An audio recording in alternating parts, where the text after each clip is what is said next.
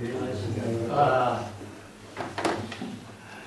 벽안로 오늘은 제4치이고 덕산 성감선사가 위산영우선사를 참문하는 선문답입니다. 이 중국 선의 역사에서 덕산도 위대한 인물이고 위산영우선사 또한 위대한 인물인데 여기 본칙의 내용은 덕산 성감선사가 이제 위산선사는 덕산 성감선사보다도 한참 선배죠.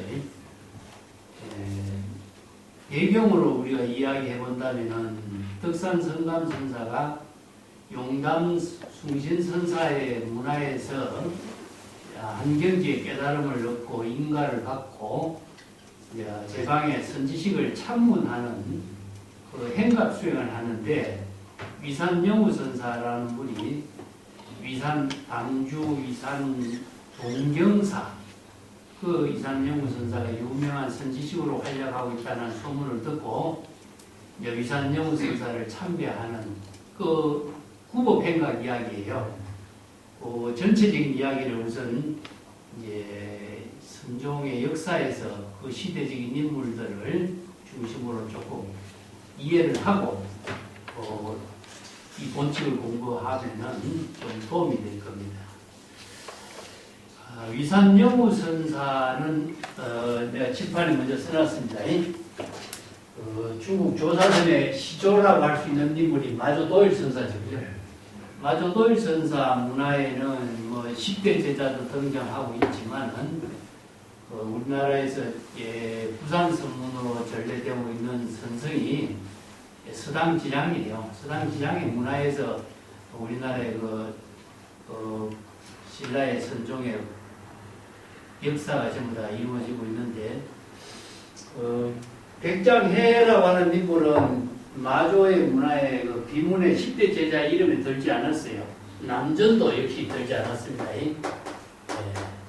그렇지만은 남전의 문화에서 조주가 등장했기 때문에 마조의 정법을 이은 선성으로서 주목을 받게 됐죠. 그래서 선의 역사에서 우리가 전등계보라고 하는 것은 위에서 만들어져 내려온 역사를 객관적으로 기록하는 것보다도 후대의 제자들이 자기 스승의 법맥을 중심으로 해서 법맥을 새롭게 재정립하는 것이 선종의 역사예요. 그래서 법계를 기록하는 것은 기록하는 사람의 중심이 되어서 보통 이루어지거든요. 그래서 훌륭한 제자가 뛰어나면은 위산이 백장의 문화에서 위산이 나왔기 때문에 백장이라는 인물 중심으로 해서 마조와 연결돼요. 그러면은 마조의 법맥이 백장 거쳐서 위산으로 연결되는 사실의 기록은 이제 사실 또 앙산으로 이어지지만은 후대의 선성들에 의해서 법맥이 전등의 역사가 새롭게 정립이 되거든요. 역사는 기록의 중심에서 이루어지고 있거든요. 그래서 위산영우선사가 이제 동경사에서 아주 훌륭한 선지식, 즉 1500대중을 거느려 중국의 선의 역사에서 문화의 1500대중을 거느리는 큰 선언을 이끈 사람이 누구냐? 첫 번째는 위산이라는 인물입니다. 그 다음에 운문의 설봉이라는 사람이 또 덕산의 제자 가운데 설봉이라는 사람이 1500대중을 거느려요. 그래서 이제 설봉의 문화에서 우리가 유명한 운문선사, 현사, 장경, 보복 같은 이런 천재 선생들이 출연하거든요. 전부 다 덕산의 문화에서 나와요. 이게 중국의 역사에서 큰 주류를 이뤘던 인물의 두 인물의 중심이 오늘 선문답의 주역인데, 먼저 위산을 먼저 보겠습니다. 그래서 백장선사의 문화에 이산과 황벽이 출연해서 위산의 문화에서 앙산이 나와가지고 이양종이라고 해서 중국의 오가선풍의 첫 번째 오가선풍을 이루어요. 그래서 오가선풍이라고 하는 것은 중국 당대의 위대한 선생들이 가풍을 이루는데 그 인도 불교를 중국에서 수용해서 독자적인 안목으로 새로운 선풍을 만들어내거든요. 선풍이라는 것은 뭐냐면 독자적인 방편 지혜로 그 시대의 수행성들을 지도하는 새로운 선풍이 이제 만들어진 거죠. 그래서 황벽의 문에서 임재가 나와가지고 임재종이라는 종파가 만들어지죠. 그래서 오가 종풍에서 첫 번째, 두 번째 종풍이 전부 다 백장의 문화에서 나와요. 그만큼 백장의 문화에서 중국의 조사선의 모든 종교 개혁이 내가 이루어졌다고 지난 시간에 공부했죠. 근데 여기에 우리가 문관 공부할 적에 백장선사가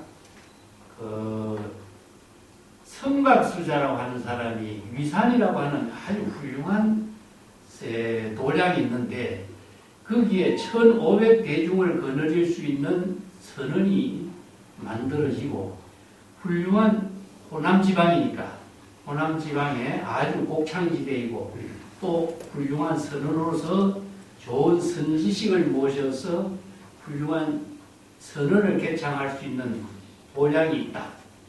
그래서 위산이라고 하는데 대선지식을 한번 추천해 주시오. 그래서 성각수자라는 사람이 백장선사를 찾아가요. 우리가 문문관 공부할 적에 문문관 제40칙에서 나왔어요. 그때 이제 위산 화상이 백장선사의 문화에서 뭘로 있었느냐 하면은 전자를 해서 전자는 공양교입니다. 대중들을 식사를 담당하고 있는 직책이죠. 그래서 선언에는 조실 다음에 선언의 수자가 조실 다음의 인물이거든요. 그래서 지금 조실이 당장이라든가 조실이 돌아가시고 나면은 다음에 선언의 수자가 광장이 되는 것이 당연한 거예요. 그래서 이제 백장선사의 문화에서 위산의 주인이 될 수 있는 선지식을 선발하도록 요청을 받았는데 백장선사는 대중들을 모아놓고 위산의 주인이 될 사람을 오늘 선발하려고 하는데 순서로 본다면은 수자를 위산의 대선지식으로 이렇게 추천해야 될 거 아니에요. 그죠? 근데 백장선사의 입장에서는 수자보다는 위산이라는 인물이 더욱더 적격자인 거예요. 그래서 대중의 요청에 따라서 한 분에 위산을 추천할 수도 없고 해서 시험을 한 겁니다. 그래서 이제 위산의 선지식을 뽑는데 자 여러분들이 내가 여기에 문제를 하나 제시하겠다. 어떤 문제를 제시하냐면 정병이 물병이잖아요. 물병.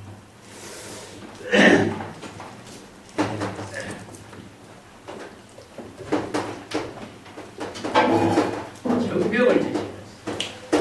정병이라고 하는 것은 우리가 보통 보면은 물병인데 뭘로 만드냐면은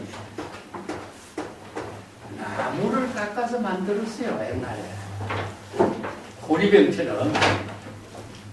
보통 우리가 지금의 정병 같은 경우는 우리로 만들거나 유리로 만들거나 했겠지만 중국의 전통적으로는 나무를 깎아서 호리병처럼 만들어서 이것을 물병으로서 사용했던 것 같아요.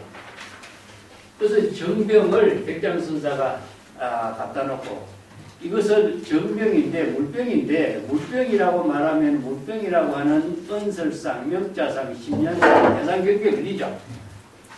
그게 정병이라고 말할 수 있는데 그대는 뭐라고 말할 수 있습니까? 그러니까 수자가 나무 토막이라고도 말할 수 없지요. 이렇게 대답하거든요. 그래서 정병을 왜 나무 토막이라 나무로 만드는 물병이니까 나무 토막이라고도 말할 수 없지요. 이렇게 이게 말이 분명하지 못하잖아요. 그러고 나서 이제 위산이 전자보고 위산은 그대는 이것을 어떻게 보느냐 하니까 위산선사는 정병을 발로 차버리죠. 네.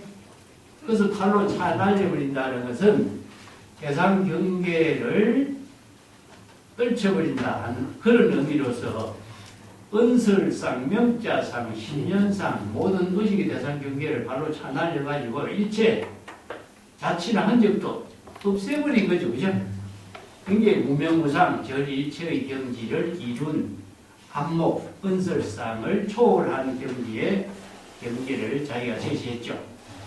그러니까 이제 백장선사가 수자는 위산 전자에게 오늘 안목으로 졌다. 거기에서 이제 위산의 주인이 위산영우라고 하는 사람이 결정된 거예요. 그래서 위산의 동경사라고 하는 유명한 선언을 열어서 위산영우 선사가 대중이 모이니까 동경사의 대중이 1500대중인 거예요.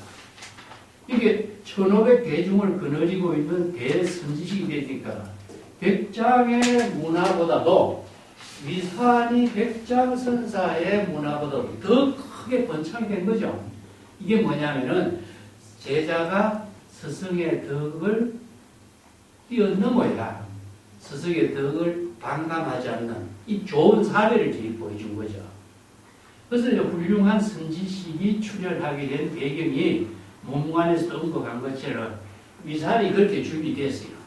이게 천하의 위산이 이제 백장의 시대가 지나고 이렇게 마도의 제자 시대가 지냈죠. 여기서 이제 위산의 시대가 된 거예요. 그래서 위산의 시대가 되면서부터 천하의 선지식이 위산을 참문하도록 모이기 시작한 거죠. 그죠? 그때 이제 위산의 문화에는 앙산이라고 하는 사람이 있었죠.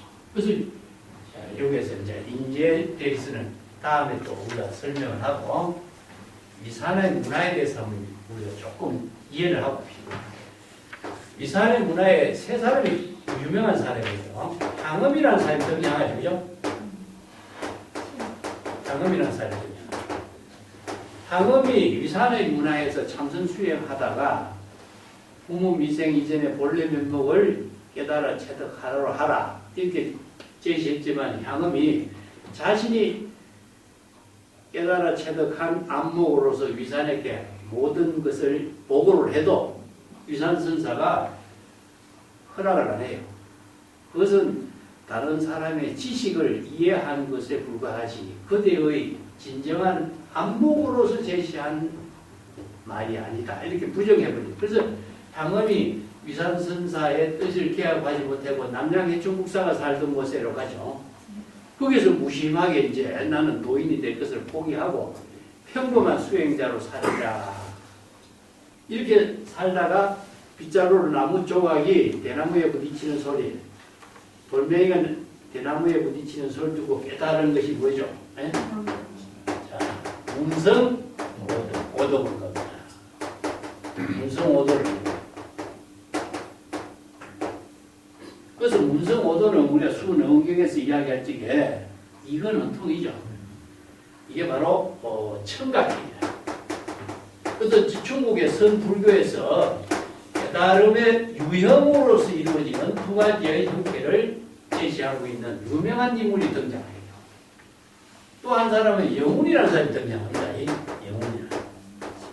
영훈 직언선사인데 영훈 직언선사는 복사꽃을 보고 깨닫고 오도송을 짓죠. 그죠? 이것은 뭐냐? 견생명심이라고 해요.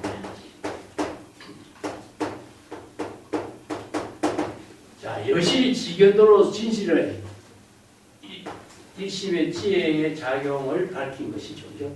소리를 듣고 깨달음을 체득한 것은 청각경이요. 이건 뭡니까? 시각이에요.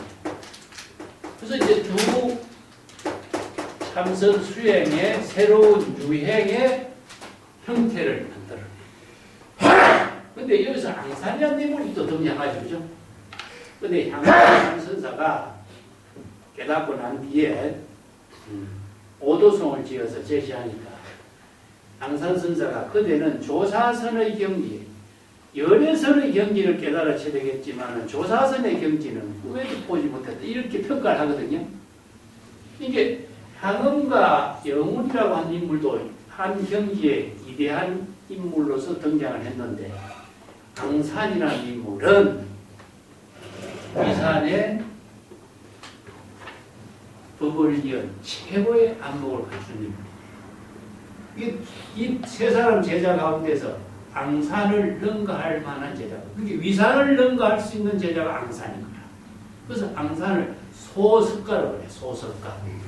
애운도 뛰어나고, 그래서 인도의 석가라고 한다면 앙산은 중국의 소석가라고 평가를 해요. 그만큼 앙산의 법을, 자, 위산의 법을 이어가지고 위양종이라고 하는 원상을 제시하는 새로운 종품을 만들어주죠. 이런 선성이 위산이 중국에서 백장의 문화에서부터 새로운 선풍을 이루고, 그래서 오가종품의 최초의 새로운 독자적인 종지를 펼치는 분이 위산이라는 얘기입니다. 그래서 이제 앙산이 이렇게 이야기합니다. 이런 이야기는 다음에 또 우리 벽암록 공부하면 나옵니다. 나오는데, 앙산이 자기 위산 선사에게 이런 질문을 하죠. 한때 내가 일상생활하는 가운데 일기지사라고 그래. 시절 인연에 맞추어서 지금 여기 자기 본분사를 실행하는 데 있어서 내가 행주자와 어묵동정의 본분사의 일을 실행하는 데 대해서 스님은 나의 입장을 어떻게 평가하시겠습니까? 이렇게 해요. 일기지사, 행리지처라고 해요. 일기지사, 행리지처. 이 행리라고 하는 것은요,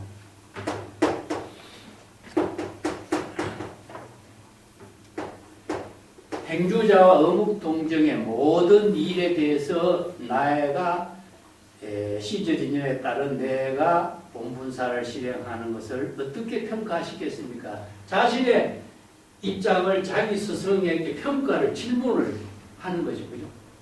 그렇게 앙산이 뭐라고 하냐면은, 그대가 어떤 행위를 실행하는 것에 대해서는 나는 문제로 삼지 않겠다. 단지, 그대의 안목이 바른 것을 귀하게 여긴다. 이렇게 평가를 해요.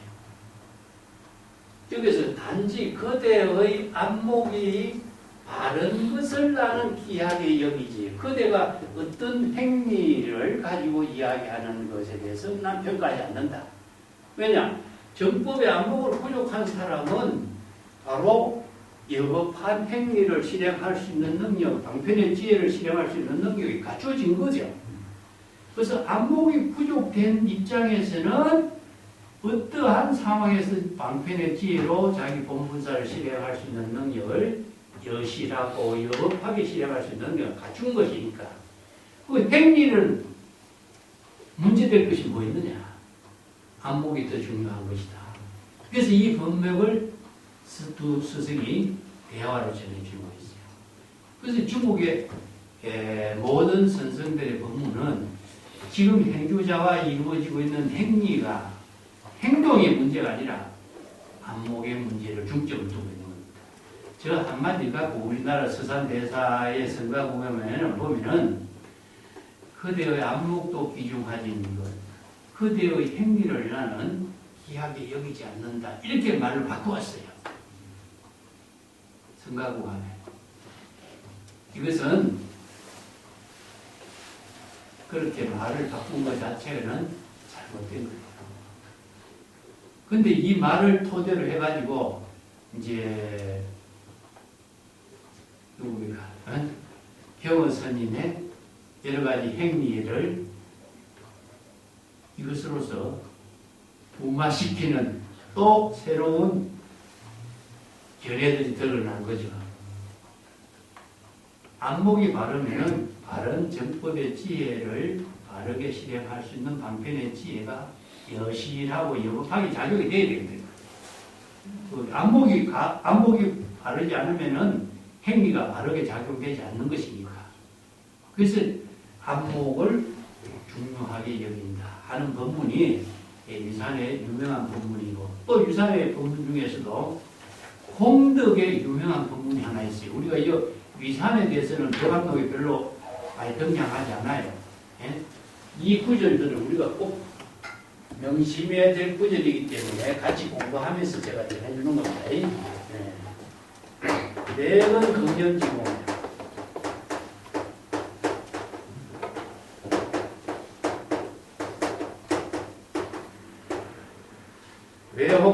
경치들이야. 그래.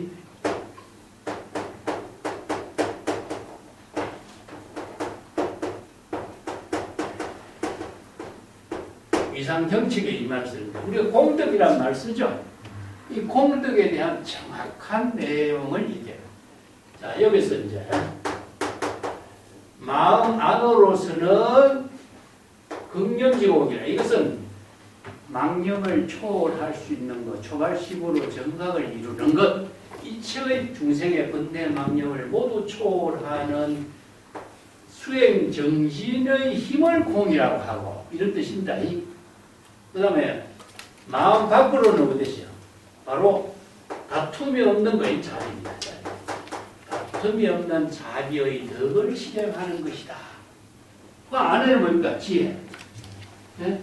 자, 망념이 소멸된 것은 지혜고, 다툼이 자비로서 실행되는 것은 공이. 그래서 지혜와 자비를 이렇게 이제 독자적인 법문으로 설하고 있는 것이 위상경책의 이런 법문이죠.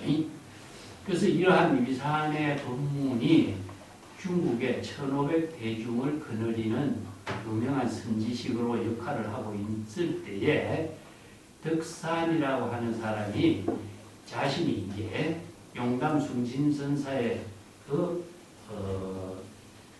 친견하고 깨달음을 이룬 그 힘을 가지고 위상선사를 참문하는 이야기인데, 그 덕산선사의 깨달음 이야기도 우리도 무문관에서 공부했죠. 무문관 제28칙에 원래 덕산이라는 사람은 역시 사천성의 사람입니다. 촉사람이에요. 그래서 촉사람이 여기에 설두중현도 촉사람, 원호법근도 촉사람, 덕산도 촉사람, 여기 마도도 촉의 사람, 전부 다 중국의 선성들의 한 장군의 역할의 기질을 발휘하는 사람들이 전부 다 촉사람입니다. 대단한 인물들이죠. 그래서 촉이라고 하는 곳에서 덕산성사가 건강경을 공부하다가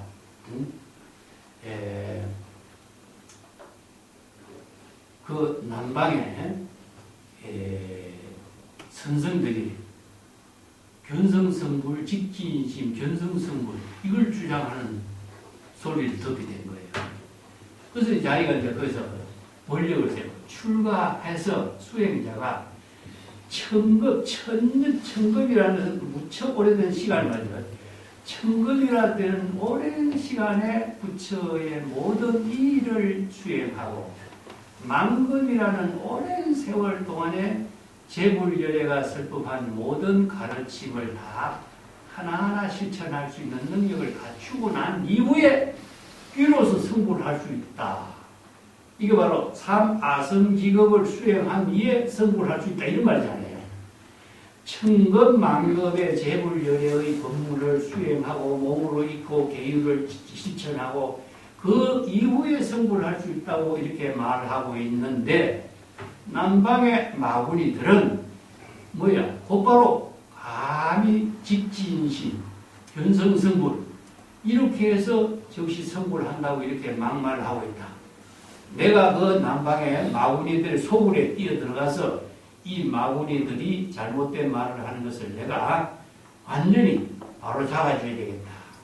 이렇게 마음 먹고 제불의 언덕에 보답하는 행위를 내가 남방의 마구니들을 쳐볼 수는 있다. 이런 원력을 세우고 이제 건강경 소초를 짊어지고 이제 용담숭진선사가 살고 있는 지역에 갔죠. 그래서 중학에서 노파를 만난 이야기가 건강경 이야기입니다. 그래서 노파가 뭐랍니까? 젊은이 짊어지고 있는 경이 무슨 경입니까? 아, 건강경 주석서입니다. 그래서 노파가 질문을 뭐라고 합니까? 건강경에 과거심 불가득, 현재심 불가득, 미래심 불가득 이 법문이 있는데, 그대는 어떤 마음의 전심을 할 것입니까? 이런 말이죠. 그죠? 과거심, 미래심, 현재심. 자, 어떤 마음에다가 전심을 할 것입니까? 그래서 전심이란 말이 그래서 생긴 거예요. 어떤 마음의 점을 찍을 것입니까? 이런 말입니다. 예. 자, 여기서 과거심, 현재심, 미래심이라고 하는 말을 우리가 건강경 공부를 많이 하지만은 과거심 불가득, 미래심 불가득, 현재심 불가득이라고 그랬죠. 왜 불가득이라고 그랬죠? 어? 왜 불가득이라고 했을까? 공입니다. 얻을 것이 없다. 이 불가득이라고 하는 말은 무소유, 무소득과 같은 말이죠. 대상 경계로서 구할 수 있고 얻을 수 있는 물건이 아니죠. 왜냐하면 과거심이라고 하는 것은 과거, 현재, 미래라고 하는 시간이 실체로 존재하는 것도 아니고 실체로 존재하지 않는 시간에 과거심, 미래심, 현재심이라고 하는 마음이라고 하는 것도 실체로 존재하지 않는 것이죠. 그런데 마음은 무엇입니까? 과거라고 하는 말에 붙은 마음이잖아요. 그럼 과거, 현재, 미래라고 하는 것은 시간으로 존재하지 않는데 어떻게 과거, 현재, 미래라고 하는 마음이 실체로 존재할 수 있겠어요? 이 때문에 이것은 시간이 존재하지 않는 것이고 과거, 현재, 미래라고 하는 것, 마음이라고 하는 것도 공간적으로 어떤 사물이 존재하지 않는 것이다. 다르게 따지면 시간과 공간은 실체로 존재하지 않는 거죠. 그 어떻게 말할 수 있느냐? 방편의 언어로 제시한 말뿐이죠. 근데 불가득이라는 말은 언어뿐이다. 언어라고 하는 것은 실체로 존재하지 않는 것이고 임시 방편으로 쓰라는 말은 실체로 존재하지 않기 때문에 시간도 존재하지 않고 공간도 존재하지 않고 마음이라고 하는 것도 존재하는 것이 아니죠. 근데 어떤 마음에 그대가 전심을 할 것인가? 이거 대답할 수가 없죠. 자, 건강경을 아무리 연구를 해도 건강경을 말로서 들어서 이해하는 사람은 아는 것처럼 이야기하는데 핵심을 꼬집어내니까 대답을 못한 거예요. 그러니까 경을 많이 애워본다고 해서 경을 알고 있다고 생각하는 것이지 경의 뜻을 깨달아서 지혜로 쓸 수 있는 능력을 갖춘 거하고는 틀려요. 반야신경 아무리 애워도 반야신경의 지혜를 체득한 사람은 없잖아요. 건강경을 수천 번, 수만 번 읽고 애워도 건강경의 지혜를 쓸 수 있는 사람은 없잖아요. 이건 핵심이죠. 여기 불법 공부하는 허점이 드러난 거죠. 그래서 진정한 불법 공부를 어떻게 해야 될 것인가. 그래서 찾아간 것이 뭐냐. 이 근처에 훌륭한 선지식이 있습니까? 하니까 용담에 그 충신선사라는 선지식이 있으니까 용담 충신선사를 찾아가시오. 그러니까 용담 충신선사를 찾아가는 거예요. 이 목사님. 네.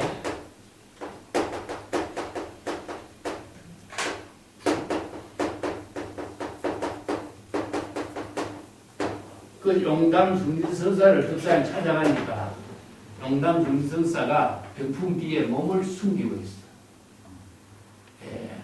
여기 용담에 오니까 용도 없고 사람도 없고 아무도 없잖아요. 방에. 이렇게 그대가 용담에 왔기 때문에 용담에 그대가 왔기 때문에 용담이 대상으로 보이지 않는 세계를 이야기해 주는 거예요. 우리가 어디에 방 안에 들어가면은 방과 하나 됐잖아요. 거기서는 대상으로서 방이 존재하지 않잖아요. 그대가 용담에 왔기 때문에 그대가 용담과 하나 된 경지니까 용담을 대상으로 구할 필요가 없는 거 아니에요. 그죠? 그 경지를 법문을 설해준 거죠. 그리고 나서 이제 몸을 놔두어서 이제 덕산선사를 밤에 설법한 거죠. 근데 그 유명한 덕산의 깨달음이 어떻게 이루어지죠? 두 사람이 건강경을 가지고 공부를 하고 불법에 대해서 많은 토론을 하고 밤이 깊어져서 이제 늦었으니까 그대는 건너방에 가서 쉬어라. 그러니까 방문을 여니까 밖이 너무나 깜깜하죠. 그래서 이제 지촉이라는 것이 뭐죠? 옛날에는요, 지촉을 관소를 잘라가지고 종이를 감아서 불을 붙여준 거예요. 이쪽에 햇불이죠, 햇불.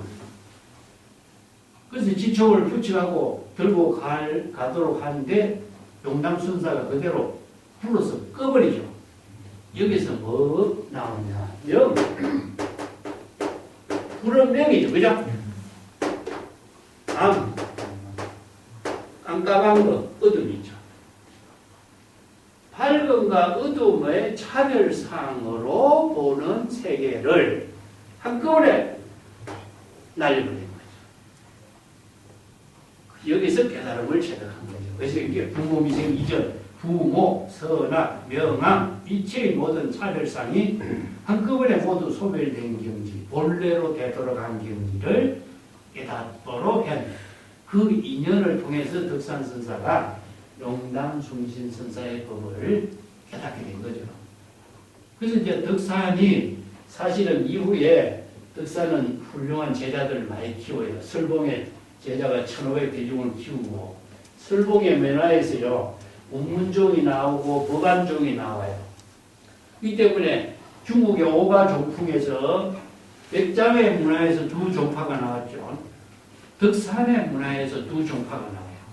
그 다음에 조동종 하나가 나와요. 그래서 오가종풍이 만들어지는데 덕산이라는 인물이 얼마나 훌륭했다 하는 것을 우리가 역사적으로 우리가 이걸 증명해 볼 수 있는 거예요.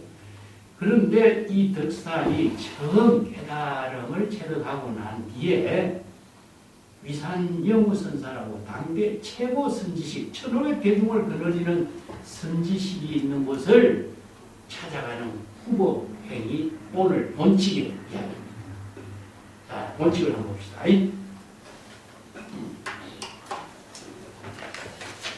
뒤에 원문을 보죠. 앞에 번역한 것을 참조해 보시고 이 원문을 그 덕산도 이산하니 협복자로 법당상에 종동과서하고 종서과동하여 도시운호대 무무라 하면서 연출하다 여기까지입니다. 자, 그는 이 본칙공안을 제시한 사람이 누구냐? 바로 설두중현선사죠.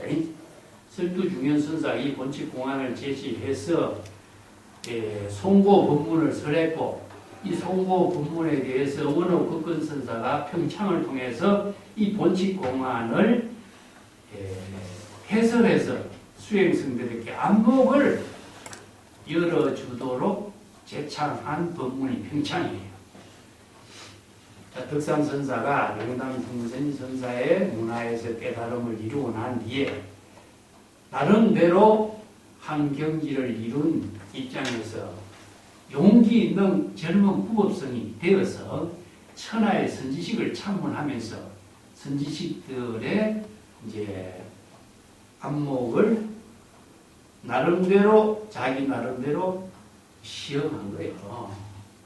자신의 안목을 갖고 천하의 선지식의 안목을 이제 점검하기도 하고, 이게 절차탕마하는 이게 선문답의 행각 수행을 나선 거예요.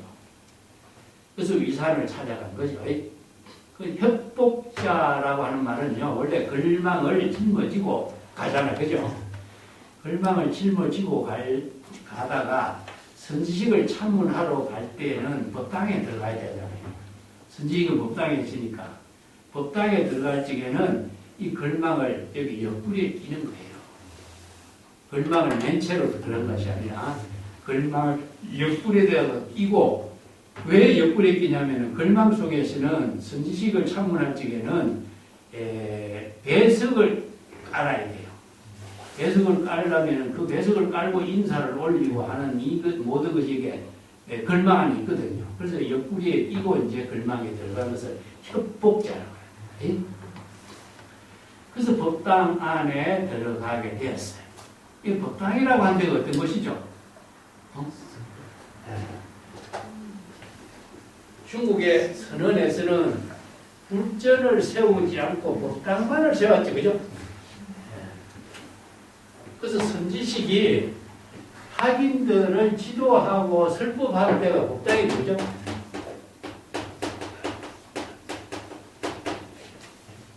이 법이라고 하는 것은 뭐지? 바로 출세간법의 지혜를 설하는 당이 되는 거예요. 여기서는 세간법이 여기서 접근할 수가 없어. 그래서 이게 청정 그래. 출세간의 법을 설하는 곳이잖아요. 그래서 이걸 출세간의 지혜를 설하는 곳이기 때문에 여기서는 중생심으로 접근할 수 없는 세계예요. 예. 우리가 청정 수월 도량이라든가 하긴 그런 게 있고요. 그래서 이제 법당이라는 것은 정법의 안목으로서 스승이 정법의 안목을 구족해서 수행성들이 오면 어떻게 됩니까? 에? 수행성들 여법행 여실지견을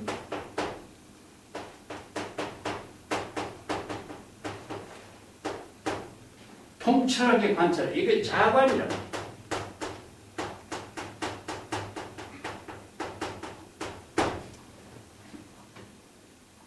앉아서 수행성들이 이게 유산여고 선사가 법당에서 딱 앉아있을 때 덕산이 이게 법당 안에 들어온 것을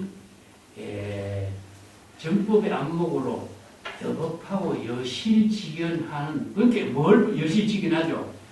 행동 하나하나가, 덕산의 행동 하나하나가, 자, 여기 있죠?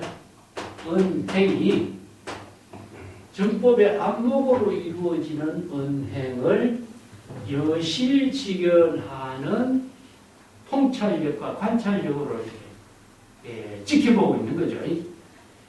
이걸 이제 여기서는 이제 벽암록에서 뭐냐면 자관성패라고 그래요. 자관성패. 자관성패라고 하는데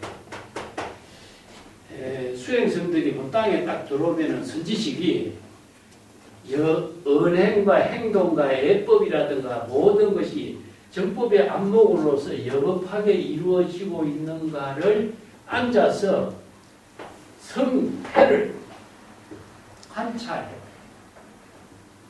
이게 수행성들이 바로 예의가 있다든가 여법하다든가 언어를 써도 출세간의 지혜로 여법하게 질문을 한다든가 하는 모든 것이 바로 여법하게 실행되는 것을 냉정한 눈으로 관찰하는 그 능력이 있는 거죠.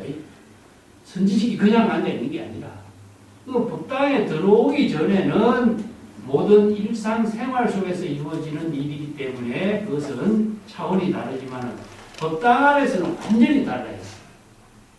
행동 하나하나, 말 하나하나, 이해 하나하나가 여법하냐 여법하지 않느냐에 따라서 바로 판단이 나오고 있어요. 그렇게 이제 덕산이 법당 안에 들어가서 동쪽으로 왔다가 서쪽으로 갔다. 동쪽에서 왔다가 서쪽으로 갔다가 또는 서쪽에서 왔다가 동쪽으로 갔다. 선지식을 딱 마주주고 법당 안에 와서 자기 나름대로 물론 처음 오면은 인사를 하고 질문을 하고 하지만 덕산은 기질이 달라요. 자신의 독자적인 안목으로 독자적인 경지로서 위산선사의 행동으로서 덕거량을 하는 것이죠. 자신의 안목을 행동으로 그대로 여실하게 보여주면서 위산선사와 지금 법문을 대화하는 거죠. 이게 꼭 이게 뭐냐, 말로서만 덕거량을 하는 게 아니에요. 선생들이 행동으로서 덕거량 하는 경우가 얼마나 많아요. 주먹을 내민다든가 손가락을 내민다든가 유명한 영가 형각선사가 육조해능선사를 참문했을 때 석장을 짓고 육조해능선사가 앉아있는 자리를 세 바퀴 빙빙 돌다가 주장자로 쾅 끼고 생사대사가 이렇게 지중한데 이런 질문하기요. 이게 말도 하지만은 행동으로서도 그대로 자신이 온 몸으로 바로 법문을 질문하고 행동으로 제시해주고 있는 거예요. 덕산도 마찬가지입니다. 그래서 동쪽에서 왔다가 서쪽에서 왔다 갔다 그러면서 고시운 쳐다보는 거죠. 여기서 눈으로서 사물을 여실하게 모든 법당 안의 모든 사물을 잘 관찰하면서 뭐라고 대답하냐? 무무를 해. 무무. 이게 무무하는 거죠. 그죠? 무무라고 하는 말이 뭐죠? 법당 안이라고 하는 것은 청정 도량이죠. 일체의 모든 대상이 대상 경계로 보이는 것이 없죠. 무명, 무상, 절일체의 경계라. 그래서 자신이 법당 안에 와서 보니까 법당의 정법의 안목으로 볼 때 법당 안의 모든 사물이 대상 경계로서 대상 경계를 보면 중생이 되잖아요. 이게 일체의 모든 명상이 다 이것은 일체가 모두 다 텅빈 경지다. 자신의 눈에서는 일체의 모든 대상 경계가 다 없다. 이게 무명무상 절일체의 경지라고 하는 법성의 경지를 자신은 밝히고 거예요. 요걸 이제 이 공안의 전체적인 입장을요, 이제 원로 극건선사하고 설두중현선사는 파주와 방행이라고 하는 두 가지의 골격으로 이 공안을 제시해 주고 있어요. 그래서 무는 무엇입니까? 일체가 아무것도 없죠. 이건 파주예요. 살인독하는 거죠. 살인독. 일체의 모든 대상 경계가 다 없어진 상태. 이게 일체 개공의 경지를 자신이 직접 드러내 보여준 거죠. 그것을 이제 보통 보면은 행동을 언행으로 하기 때문에 이건 도대체 무슨 성답을 하고 있는지 이건 사람들이 이해가 하기 어렵죠. 여기서 본칙 공안이 이런 것이요. 말로 하면은 대화로서 전문답을 하는 것으로 보여지지만 행동으로 하는 전문답은 이게 통찰력이 없는 사람은 굉장히 이야기하는 거예요. 그래서 이 한칙의 공안도요. 설두중현선사의 뛰어난 안목하고 원호국건선사의 안목을 통해서 우리가 이 한칙 공안의 본질을 우리가 볼 수 있는 거예요.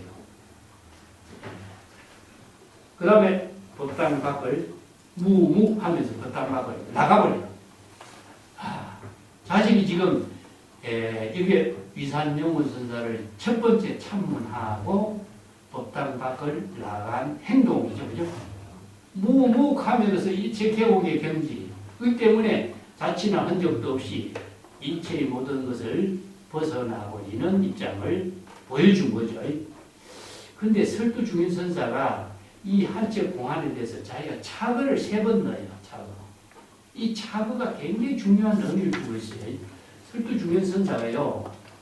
이 한책 공안을 쓸 때마다 정말 자기는 신중하고 신중하게 한책 공안을 1000번 만번 사유하고 한책 공안에 대해서 정성을 다해서 향을 피우고 애를 올리고 개성으로 공안을 송모를 읊었다. 이런 고백을 하고 있어요. 한칙 한칙의 송모를 그냥 자기가 뭐 섣불리 쓴 것이 하나도 없다. 자기의 모든 안목과 심력을 총동원해서 한칙 한칙의 공안에 대해서 정중하게 읽고 공부하고 사유하고 개송을 읊었다. 이런 뜻입니다. 근데 여기 설두중현선사가 차거를 했어. 차거라고 하는 것은 코멘트입니다. 코멘트. 자, 여기서 덕산선사가 이러한 법당에서 행동한 독자적인 안목에 대해서 설두중현선사가 코멘트를 해. 어떻게 코멘트? 간파요라. 간파요. 간파요라고 하는 말은요.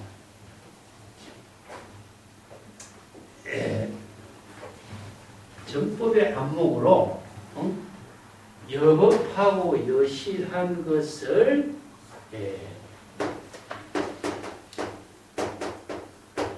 여법하게 여실하게 덕산의 경지를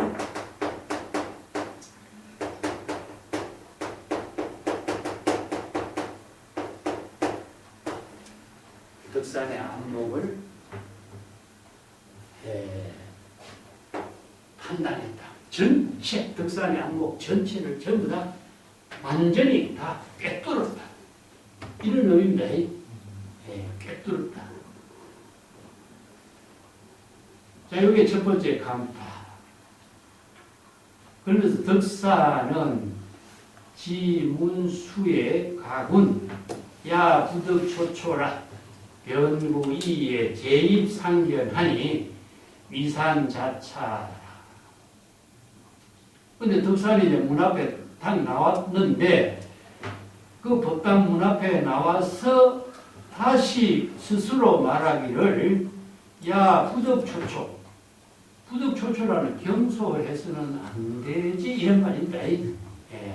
함부로 경망스럽고 경솔하게 해서는 안 되지. 자기 스스로 자기 자신에게 주의를 주면서 곧 후이, 곧 바로 위를 갖췄어요. 이제 선지식을 참문하는 위를 이제 처음에 위를 갖추고 선지식을 참문하는 위를 갖추지 못하고 곧바로 법당에 들어가서 자기 무무하면서 한 바퀴 빙 둘러보고 벽 나와있죠.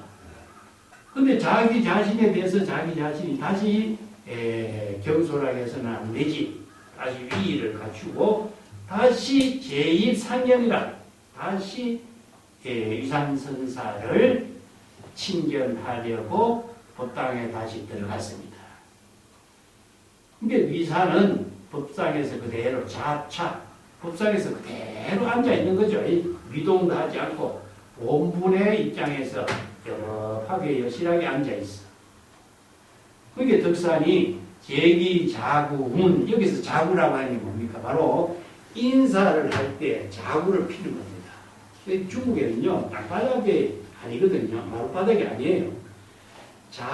자배석이라는 게 있어요. 자배석 보셨어요? 이만큼 둥글게 무릎을 대고 인사를 할 수 있도록 이렇게 배석을 만들어 놨어요. 거기에다가 이제 우리가 무릎에 좌석 위에다가 포대 같은 걸 깔고 거기에 자기가 인사를 올리는 거예요. 그래 딱딱 접어가지고 그걸 걸망에 메고 다니는 거예요. 이게 방석은 아니지만은 인사할 적에 그 좌석에 까는 것을 이렇게 갖고 있는 거죠. 올리자 자구라고. 그래서 인사하는 자리에 그 자배석을 깔고서 화상 이렇게 이야기합니다. 이 화상이라 인사, 선지식 이름을 부르는 거죠. 위산이 의치불자. 그 위산이 이제 화상이라고 인사를 드리려고 부르니까 위산선사는 의치불자, 불자를 들려고 하는 거죠. 뭐뭐뭐 하려고 하다는 뜻입니다. 그 불자는 무엇이냐면은 선지식이 법상에 앉아있었고 불자라든가 뭐 여러 가지 그 주장자라든가 이 도구를 옆에 두고 있어요. 네.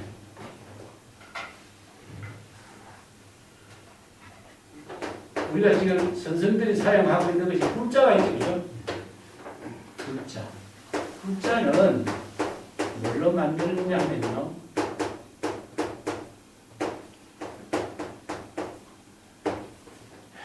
이게 주자가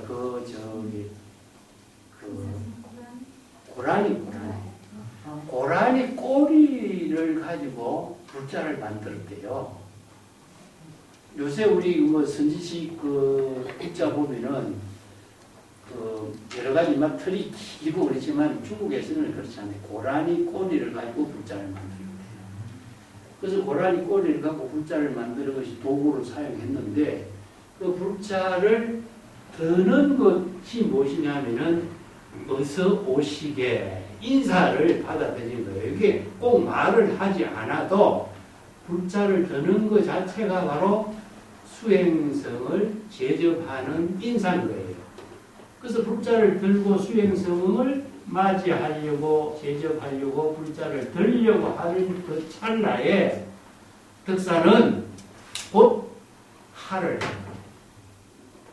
과음을 친 거죠. 할을 하면서 소매를 틀고 법당 밖으로 나가버려요. 그래서 덕산의 할이 여기 나옵니다. 그래서 인재의 방, 덕산의 할이죠. 그죠? 여기서 덕산이 할을 하는 것은 방행이에요. 방행. 자, 앞에서 무묵한 것이 있죠. 그죠? 덕산이 무묵하는 것은 이것을 덕산의 파주라고 해요. 이어서 덕산이 크게 과음을 치는 것을 할을 하는 것은 뭐냐? 방행이에요. 요거는 이제 원어 극근선사의 평창이라든가 수시에서 제시하고 있는 이 공안에 대한 안목인 거예요.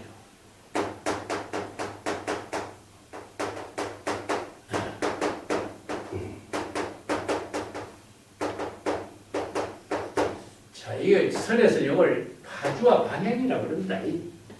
모든 것을 다 움켜쥐어가지고 자취나 흔적 없이 만드는 것, 이게 발심수행하는 걸 살인도라고 해요. 무니까 일체의 모든 것이 자취나 흔적 없이 대상 경계가 없어진 경지죠. 그죠?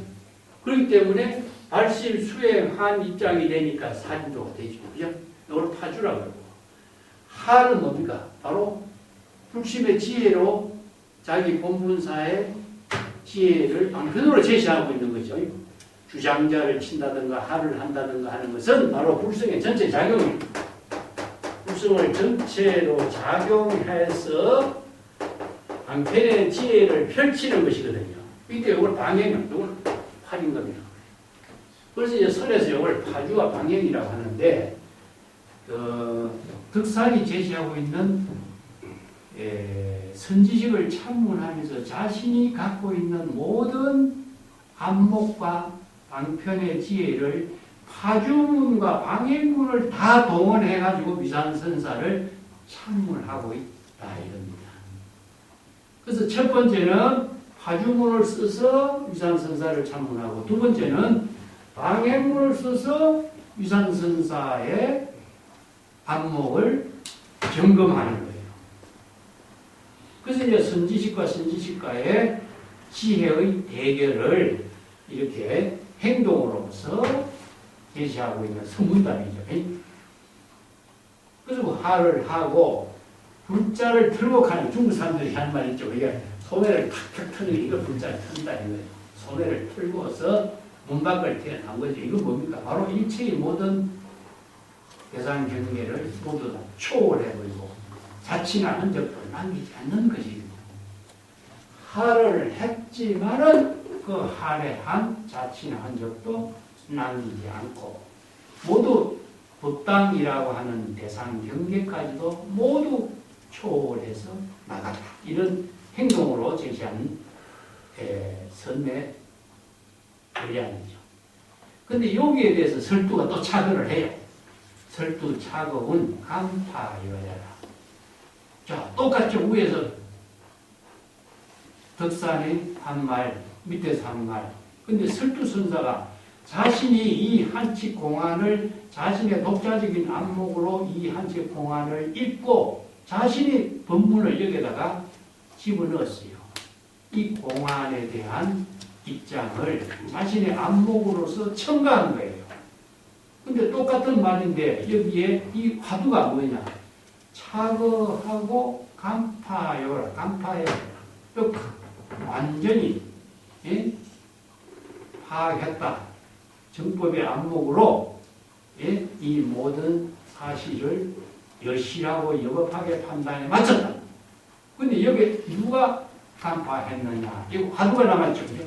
여기 수행성들이 이렇게 남기는 설두선사의 법문입니다. 앞에 간파는 누가 간파해서 한 것이고, 뒤에 간파는 누구를 간파한 것이냐? 이게 누구야? 수행성들에게 내기는 법문이에요. 설두선사의 법문이죠. 자, 앞에 간파는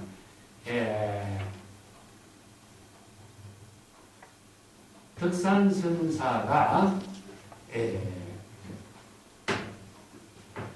덕산선사의 간파, 뒤에 간파는 그 위산선사의 간파. 그러고 나서 이제 덕산이 백악법당하고 법당을 뒤로 등지고 착초해 변행. 자, 집신을 신고서 곧 바로 떠나가버렸다. 그러니까 위산을 참문하면서 이것으로서 위산을 참문하고 위산의 도량을 떠나가버린 거죠. 덕산이.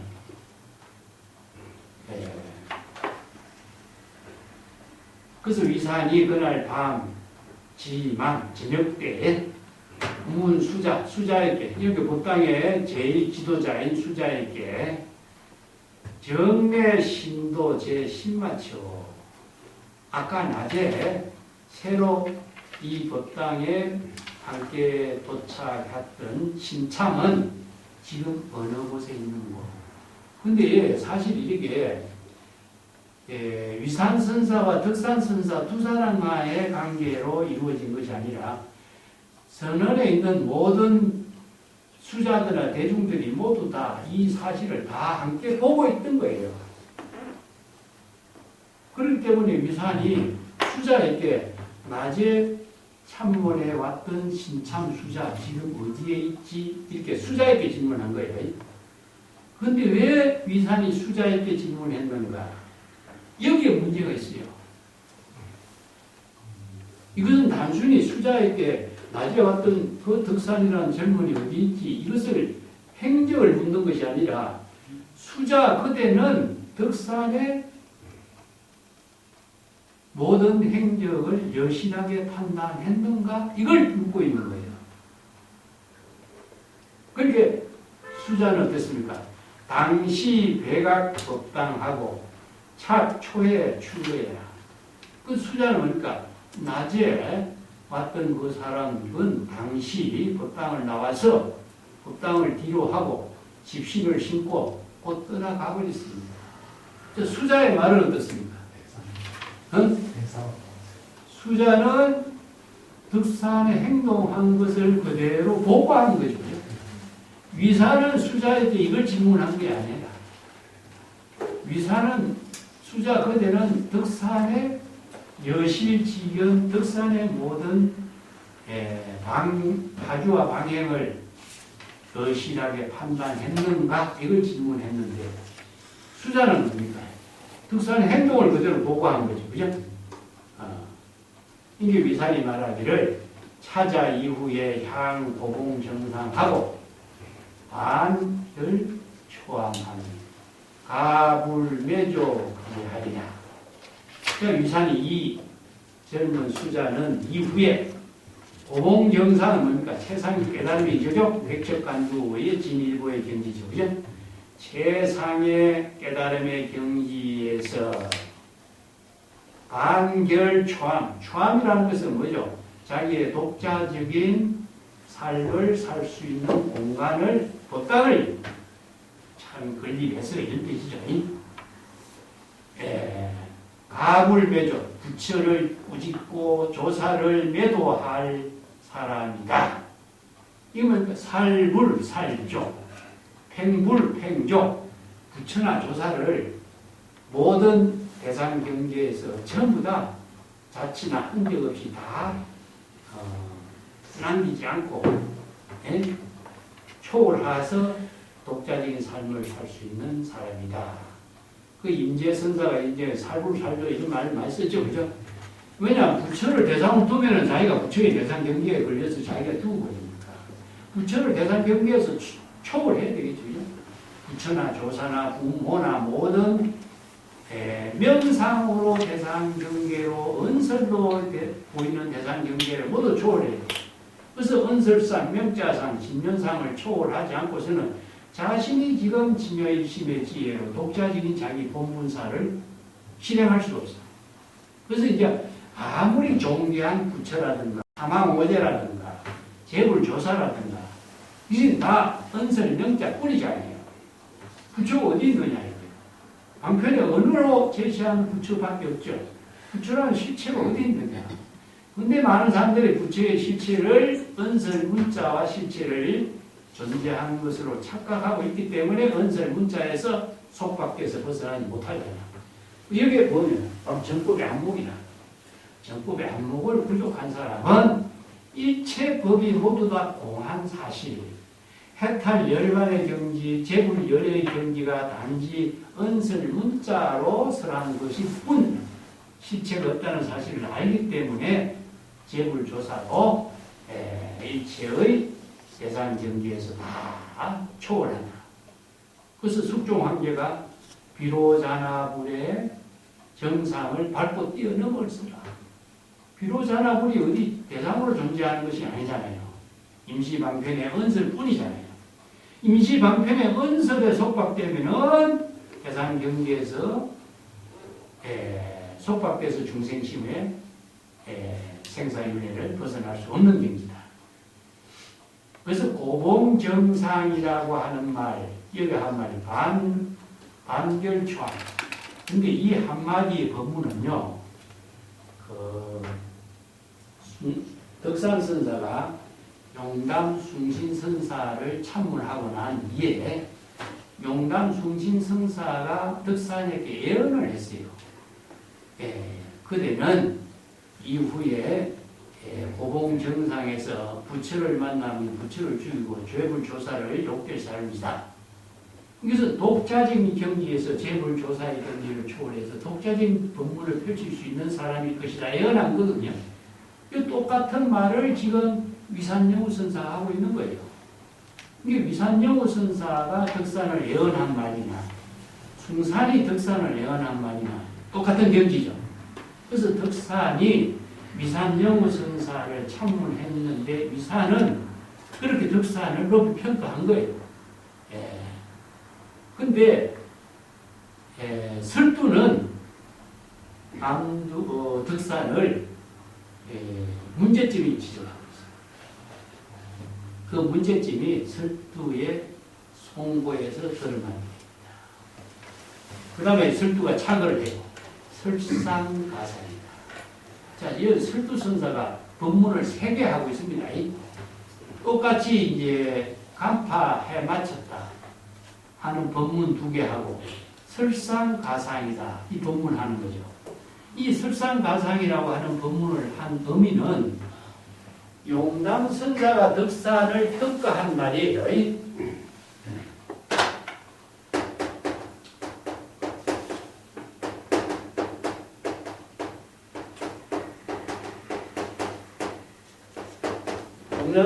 용담이 덕산을 지도하고 난 뒤에 덕산이 그때는 고봉정상에 올라서 부처를 욕하고 조사를 매도할 사람이다. 이 평가했거든요.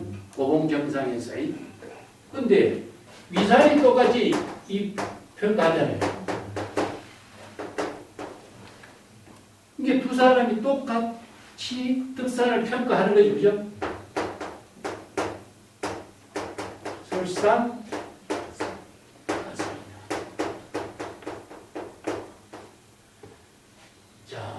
이 두 사람이 용담과 위산이 평가하는 말이 누에다가 서리를 더 첨가하는 입장을 이렇게 착을 내린 거예요. 여기서는 용담이 평가하는 말이나 눈이 뭡니까? 바로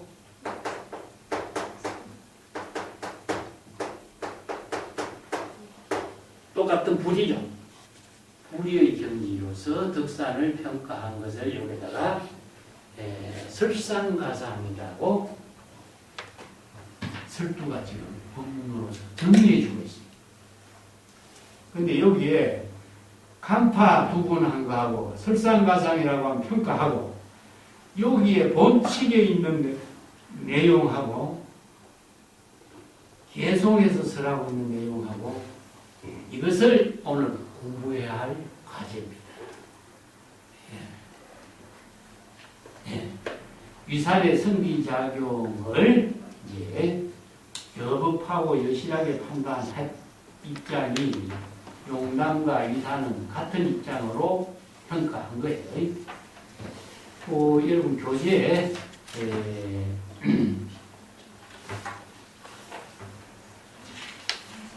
38쪽에 38쪽에 위산이 수자에게 이 덕산 훗날 독자적인 깨달음의 경지를 이루고 법당을 열어서 부처나 조사의 경지까지 초월하고 불법을 펼칠 인물이다. 그래서 고봉경상, 백척간두 이것은 독자적인 경지, 남이 접근할 수 없는 세계 이런 표현이거든요. 그런데 설두는 세 번째 눈 위에 서리를 더했다. 이 말이 이제 똑같은 평가인데 용담 숭신 선사의 평가하고 미산의 평가죠. 그죠? 똑같이 구법이 여기에 눈과 서리는 흰색이라는 동일성. 그렇지만은 두 사람의 평가는 뭡니까? 다른 점이 있죠. 자, 그 점에 대해서 똑같은 평가이지만은 설두의 코멘트의 평가는 달라요. 요즘이 설두 선사가 이 한치 공안에 대해서 두 번 자기가 착을 내리고 술상가상이라는 코멘트를 내려가지고 법문을 함께 동참을 했고 그 동참한 내용을 가지고 개송을 얻었어요. 오늘 이제 설두의 개송을 한번 보겠습니다. 아까 얘기했지만 설두 선사가 벽암록 107의 그 송고를 쓰면서 어떤 정신으로 썼느냐. 한칙 한칙 공안을 입고 한칙 한칙에 대해서 향을 올려. 정말 얼마나 정성스럽게 한칙 한칙의 공안에 대해서 깊이 사유하고 성찰해서 정법의 안목으로 이 한칙 공안에 대한 경지를 자신의 독자적인 개성으로서 제시할 것인가를 자기가 마음가짐을 어떻게 했는가 알 수가 있습니다. 한칙 한칙에 대한 향을 올리고 나서 송고백칙에 대해서 지극정성으로 투철한 정법의 안목으로서 이 붓을 들고 송고의 개성을 지었다. 이렇게 고백을 해요. 우리가 그냥 이렇게 볼 때는 그냥 보는 거지만 그만큼 최선을 다해서 이 공안의 본질을 바르게 볼 수 있도록 수행승들에게 안목을 제시한 겁니다. 자, 개송을 보겠습니다. 1간파, 2간파, 설상가상 이 세 개가 본질 공안에 나왔죠. 첫 번째 간파, 두 번째 간파. 자, 이 첫 번째 간파는 뭐였습니까? 위산이 법당에 가만히 앉아있는데 덕산이 법당에 들어와가지고 동쪽으로 왔다 서쪽으로 갔다 하면서 무욱 하면서 법당 밖으로 확 튀어나갔죠. 이것을 위산이 냉철한 눈으로 덕산의 성패를 파악해버립니다. 덕산의 문제점을 여법하고 여실하게 관찰해서 간파했다 이런 뜻입니다. 이걸 이제 설두중현선사가 위산의 관찰을 대신해서 자기가 설법한 거예요. 첫 번째 간파 얘기예요. 그러면 두 번째 간파는 뭐죠? 덕산이 이래서는 안 되지, 경솔해서는 안 되지. 다시 정중하게 위산선사를 선지식을 참론하는 이의를 갖춰야지 하면서 자구를 피고 화상하면서 인사를 올릴 때에 위산선사는 인사를 받아들이면 차원에서 불자를 들죠. 불자를 들려고 할 때 덕산은 뭡니까? 하를 한 거죠. 그래서 위산선사가 선지식으로서 수행자를 제접하는 성기의 지혜가 작용되는 그 사실을 바르게 덕산이 판단해서 알았기 때문에 하를 한 거죠. 두 번째 간파는 뭡니까? 덕산이 위산을 간파한 거예요. 자, 이걸 이제 파주와 방행 이렇게 표현합니다. 파주와 방행을 누가 했죠? 덕산이 한 거죠. 덕산이 파주와 방행에 성기의 지혜로서 선지식을 참문한 것을 이렇게 표현해요. 네, 파주와 방행이요. 첫 번째는 파주, 두 번째는 방행. 살인도, 할인금으로 덕산이 위산선사를 참문하는 것을 두 번째 간파로서 설두중현선사가 착을 내립니다. 코멘트를 내리는 코멘트 법문이에요. 이것은 다른 사람의 법문을 못 내리고 위산이 객관지기 제3자의 입장에서 법문을 내린 것을 말해요. 간파. 그래서 다음에 설상가상이라는 말 했죠. 자, 설상가상이라고 하는 말을 앞에서는 본칙 공안에서 설상가상이라고 했어요. 그런데 여기에서 개송에서 설상가상이라고 하는 것은 덕산 설두중현선사의 법문이에요. 본칙에서 설상가상은 용담이 덕산에게 내리는 애언, 위산이 덕산에게 내리는 애언에 대해서 설상가상이라고 하는 법문을 설두가 내린 거예요. 근데 이게 송고에서는요, 설상가상이란 말이 본칙하고는 관계없어. 설두선사의 안목에서 설하는 법문이에요. 이 차이가 뭘까 하는 거예요. 이게 지금 설상가상이라는 말을 똑같이 쓰는데도 본칙에서 쓴 내용하고 달라. 자, 여기서 설은 뭐냐? 위산입니다. 설의 누구입니까? 덕산입니다.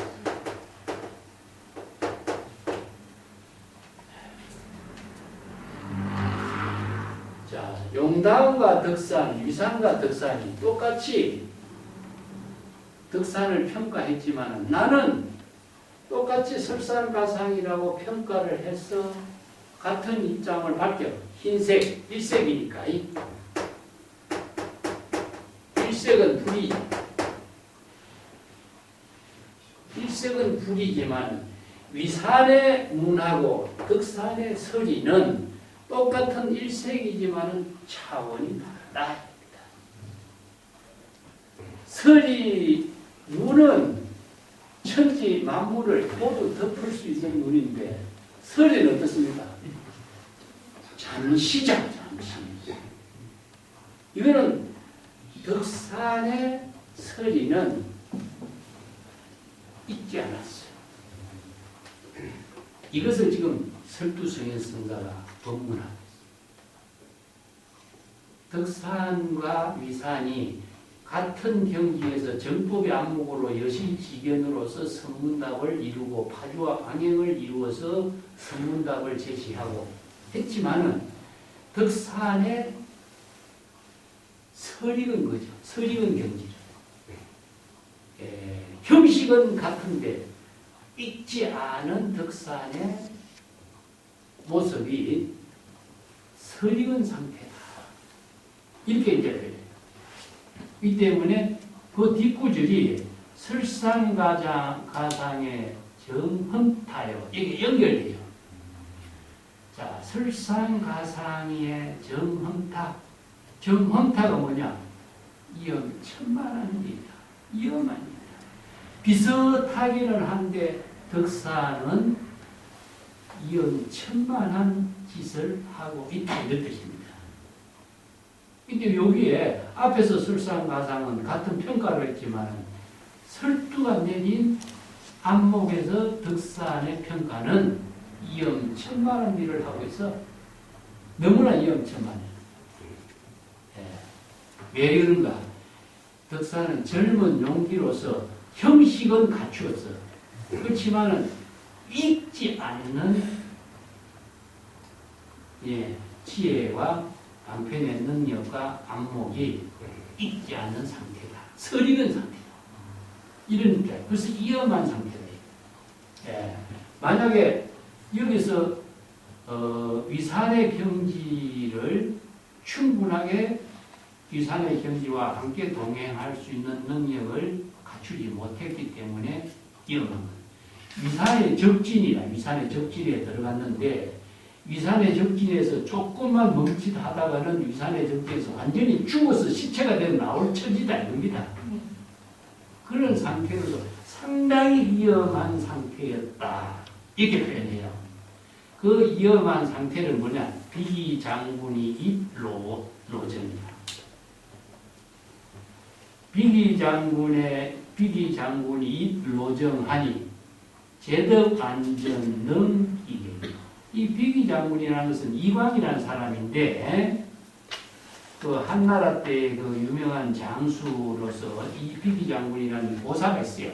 이 중국 선생들은 이런 역사적인 고사를 잘 동원해가지고 이런 그 선문답의 평가를 객관적으로 이렇게 비유해서 많이 써놨는데 그 비기장군은 활을 아주 잘 쏜 유명한 장수였어. 그런데 오랑캐, 로정은 오랑캐죠, 그죠? 이게 요새 몽고군 계통입니다, 몽고군.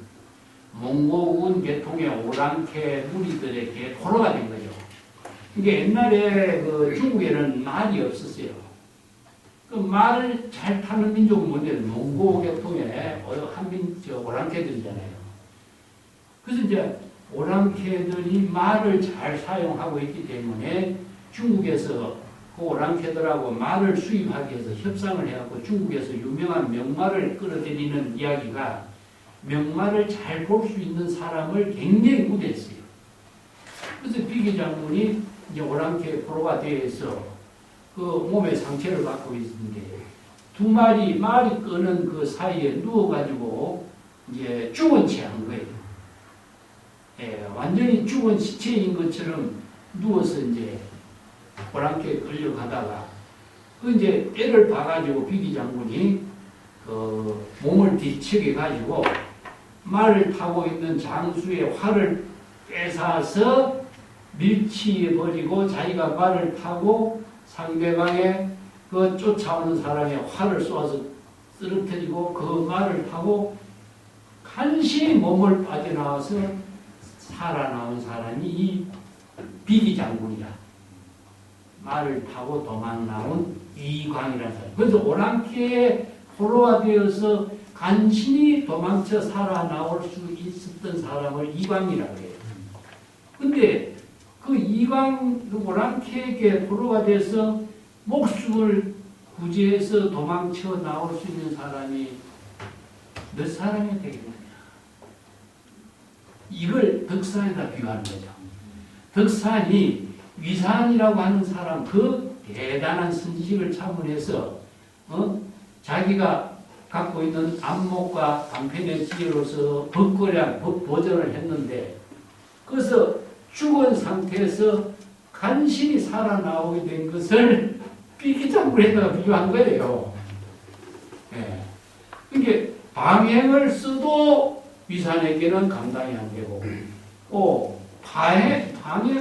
파주를 써도 안 되고, 방행을 써도 위산에게는 가만히 있고 냉철한 눈으로 지켜보고 있는 그 위력에 손 하나 쓰지 못하고 지금 꼼짝 못하고서 도망쳐 나온 꼴이다 이거죠. 근데 설상가상이라고 했으면 똑같이 눈과 선이지만 차원이 다른 경지라는 거죠. 요걸 이제 설상가상 비슷하지만은 그 위험한 일을 어쩌랴.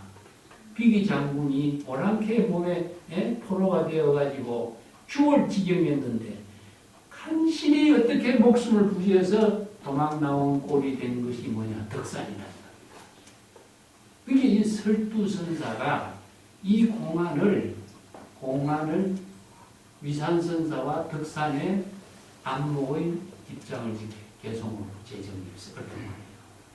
자, 이 법문에 동참해서 자세하게 설해주는 사람이 누구냐? 또 어느 극권선사.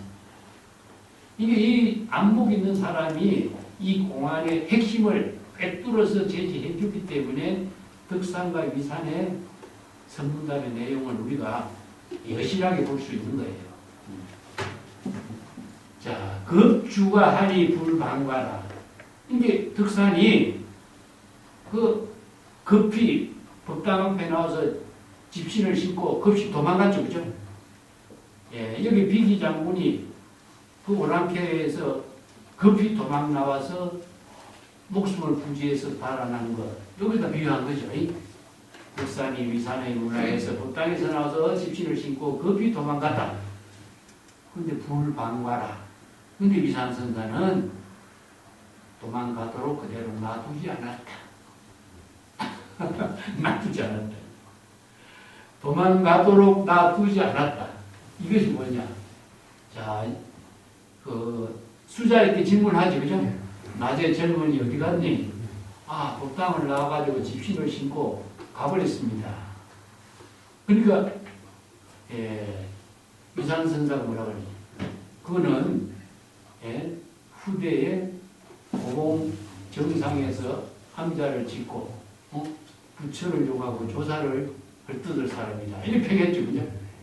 이게 바로 위산의 눈에서 덕산이 살림살이가 다 보이거든요. 이게 놔주지 않는 거예요.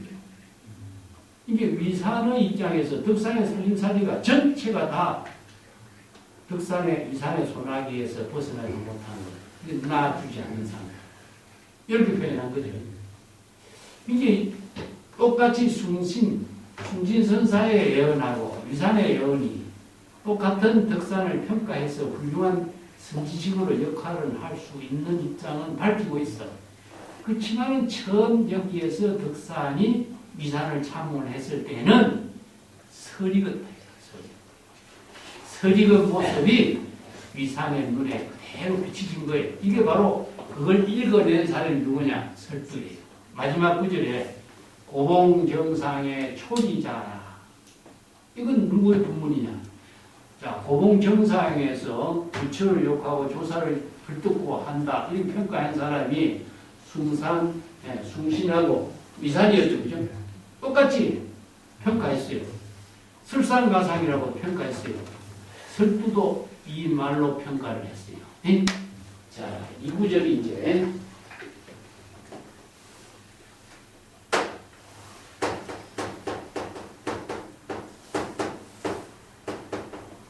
고봉정상에서 초리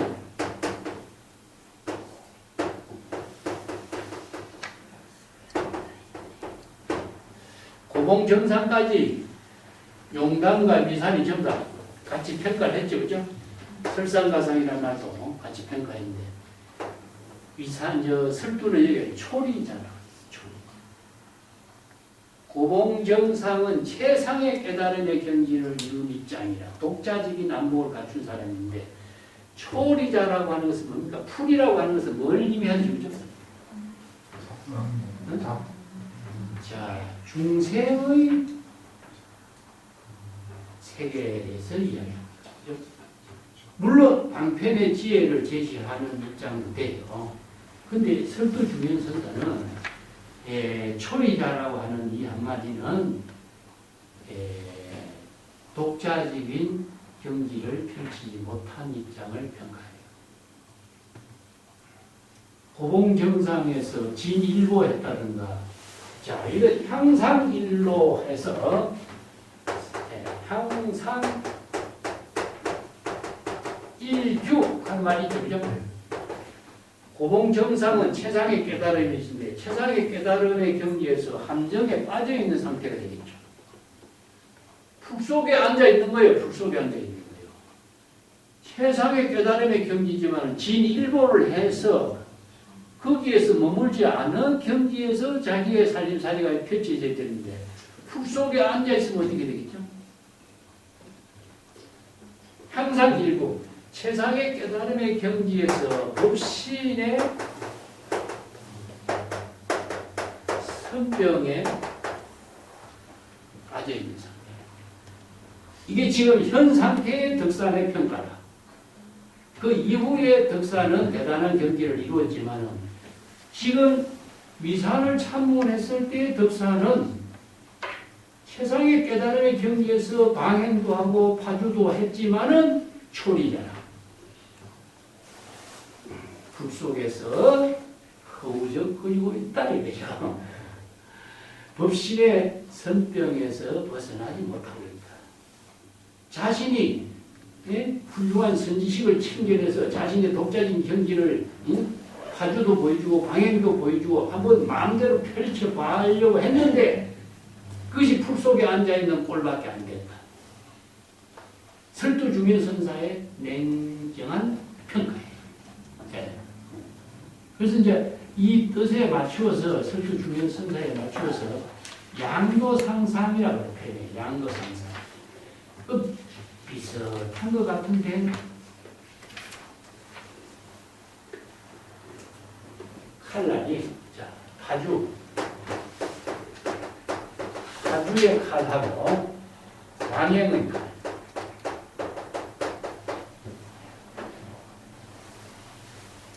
이 칼이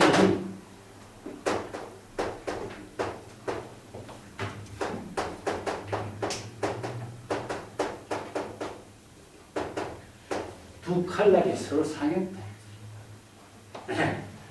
이게 덕산이 처음에 그 한경지를 이루어서 독자적인 용기를 갖고 용맹심을 가지고 대선지식을 참모했지만 잊지 않는 경지, 독자적인 안목을 자유스럽게 펼칠 수 있는 그 경지를 펼치는 힘이 부족한 것이 드러난 거죠. 근데 이 공안은 너무나 단순하잖아요. 그죠? 덕산이 말 한마디 한 것도 아니고 위산이 말 한마디 한 것도 아니고 가만히 앉아있는 상태에서 자 정법의 안목으로 여법하고 여실하게 지켜보고 있는 공안이잖아요. 덕산 혼자서 지금 자기가 들어갔다 나왔다 없다 있다 없다 하면서 자기 혼자 지금 자신의 경지를 펼치고 가버렸잖아요. 그 모습을 지금 설두중현선사가 보는 맹철한 힘이 얼마나 대단한가. 이게 바로 덕산의 젊은 기운입니다. 젊은 기운. 그래서 맨 처음에 한 경지를 이루어서 자신만만하고 훌륭한 선지식을 참문해서 자신의 독자적인 경지를 펼쳐보려고 하는 용기가 여기에서 그대로 드러났지만은 설상가상이라. 똑같이 비슷해 보이지만은 비슷하지 않고 또 다른 색깔이 서익은 모습이 드러난 것. 두 가지의 방편의 지혜를 수행자들이 펼치고 있는 파주와 방향의 두 칼날을 썼지만은 두 칼날이 서로서로를 상하게 만들었다 이거죠. 그 누가? 자신이. 그 칼을 쓸 수 있는 사람이 자유스럽게 쓰지 못하면은 자기가 그 칼을 상하게 만드는 수밖에 없는 거다. 그건 덕산의 모습이다. 그래서 후대의 덕산을 유리했지만은 처음에 위산을 참문했을 때 덕산의 한계는 이런 모습이다. 이겁니다. 이게 바로 수행성들이 한 번쯤 젊은 기운의 선지식을 참문하면서 겪는 과정의 본문이에요. 그래서 이 한측은 굉장히 좀 통찰이 있게 보는 설두중현선사와 원호법권선사의 안목을 통해서 우리가 이 공안의 핵심을 바로 꿰뚫어 볼 수 있는 겁니다. 자, 여기까지 합시다.